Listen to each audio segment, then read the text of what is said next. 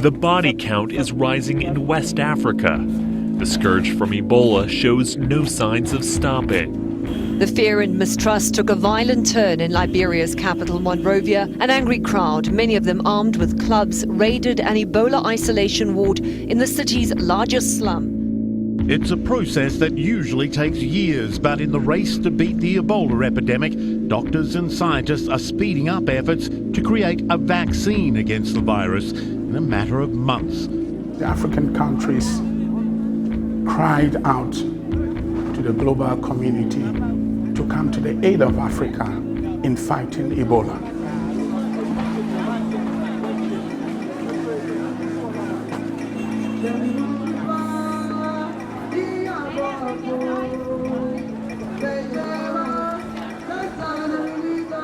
However, we'd never had a trial as sensitive a virus as the Ebola virus. Because mind you, we're coming from a backdrop where Ebola had killed, between Sierra Leone, Liberia and Guinea, had killed almost 11,000 people within that short space of time. So there was so much fear in the system. It was meant to kill people.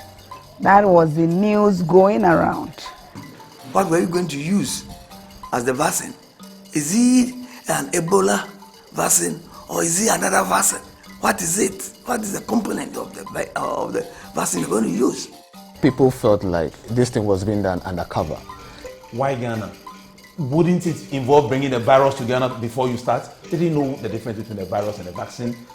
Do we have the systems? Do we even know how to register trials? Have people been paid a bribe to undertake these trials? Are these scientists taking us for a ride? Where is our regulator? All these questions were asked. So the whole society was up in arms.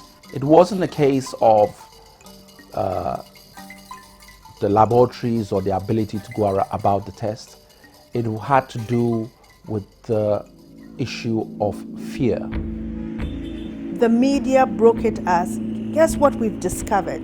Here is this news about some clandestine vaccine trial in the Volta region. Once the FDA began dealing with the protocols and the checks and balances, and having to speak to the center in Hohoi that was going to deal with it, it leaked, or it came out. It didn't leak, it came out. Once it was Ebola, it became an issue. I had a call from an unknown person from the US. Then they said, there's going to be an Ebola vaccine trial in the Volta region of Ghana. There's a midwifery school there, and then some students have been selected for the trial. No, we had not given approval yet. We had given conditional approval for preparation to start. And the preparation did not include the recruitment of subjects. And the main fear was one person gets it, or there is a failure. Then it is something that will spread. That is the feeling among the people.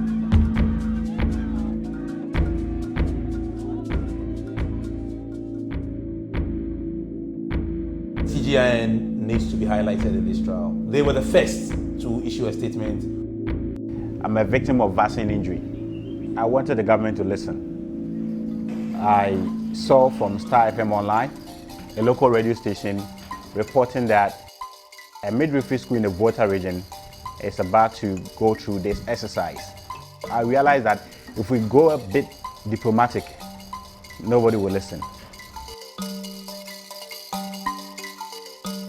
Ebola is no more just a disease, but a business.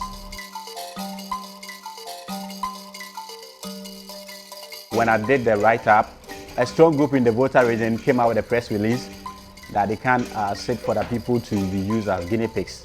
Actually, they just copy-paste some of the things that I wrote. The political outfit of the ruling government, that's the NDC. Yeah. In the Volta region. In the Volta region. They issued a statement condemning it. When we heard about the incentives, we heard about the trials, like I said again, we also had a lot of information from our brothers and sisters who come from the region and stays elsewhere in the diaspora. So we made a press release. people were not educated enough. Leadership for us in the region were not consulted properly. If they were dying, we might have lost people who were going to vote for us anyway, in the first place. And that was our agenda. Within 10 minutes, it was out there. We went to the social media, we went to radio, we went to print media. There was spontaneous response from Ghanaians. A lot of people are confused. The youth are agitating and massing up for demonstration. Mr. Speaker, at this time of our country's development, we will not want to see social unrest due to negligence in educating the public. About the 9th or 10th of June, there was a discussion on our national parliament that there were going to be trials in Ghana. There was an initial allegation that the trial had already started in the Volta region without information to anybody. First, that was debunked. There were issues of bribery. It is said that persons who volunteer for the exercise will be given 200 cedis and a mobile phone. Mr. Speaker, MPs from the region have been inundated with phone calls from panic-stricken constituents who believe that this trial is aimed at spreading the dreaded Ebola disease in the Volta region. Systems that have been put in place to enable such research to be conducted in this country are not good enough. Ghana Academy of Arts and Sciences are on our side. They have also raised concerns. Indeed, they met the minister on June 10th and raised 9 issues of concern. The Academy is not interested in making unnecessary waves. We saw a situation quietly, we resolve it, send a documentation to where it's needed to change or improve policy. That was what we thought we were doing.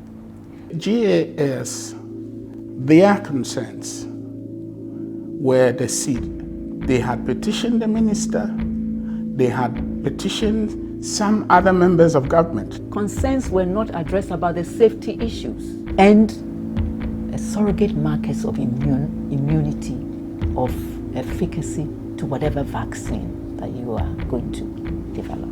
The anger of the members of parliament, the anger with the people from the Volta region was as a result of the fact that they felt they had a basis. And the basis was that it was scientists who were challenging the FDA. The Ghana Academy of Arts and Sciences has the best scientists in our country. They are the people that have risen to the pinnacle of their profession. And if they are on the same side as Parliament, then Mr. Speaker, we are in good company. At the time Parliament had its discussion on the 9th of June, a provisional approval had been given for one of the trials to start in the Volta region. On the floor of Parliament, there was a fiat that no trial of any Ebola vaccine can take place in Ghana. We shouldn't suspend it. It should be stopped. Not in Ghana here. It should be done somewhere else. If they want to do it in Ghana, they should do it in the laboratories with mice, rats, and chimpanzees, but not with human beings. We would urge the Minister for Health and all those responsible for admitting or permitting this trial to take place here to reconsider, not just to suspend it, but to say no, thank you. The ministry has decided that the best thing to do is to suspend the trial. Tony Goodman admitted that the ministry failed to take the public through the necessary education which would have eased their fears about the process. To bring calm immediately to the situation, there was the immediate suspension of any further activity on it. Unfortunately, there were strict timelines that we had to meet, or that the company that was dealing with it had to meet. And by the time all that had been done through Parliament and through the checks and balances, the timelines had expired.